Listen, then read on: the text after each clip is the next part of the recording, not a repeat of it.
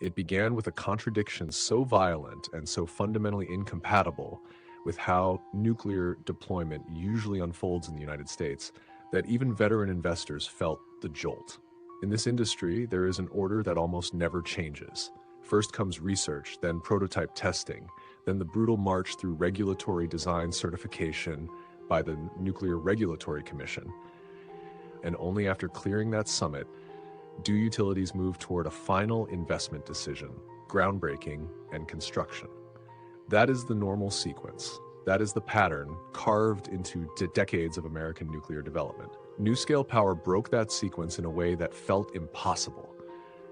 The company achieved NRC certification in 2020 for its 50 megawatt module, and then again in 2025 for its upgraded 77 megawatt module.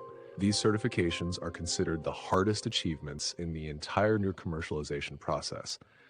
Under usual circumstances, they unlock demand because certification removes the single largest source of uncertainty. But in 2025, NuScale still had 0 reactors under construction anywhere in the world. A company conquering the highest regulatory barriers but failing to reach the commercial starting line is not just unusual, it is unheard of.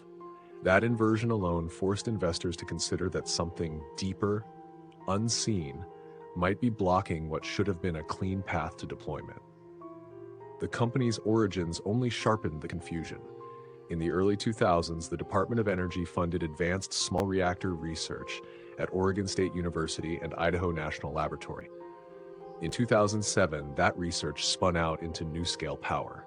When a nuclear technology emerges through that pipeline, the historical pattern is almost always the same.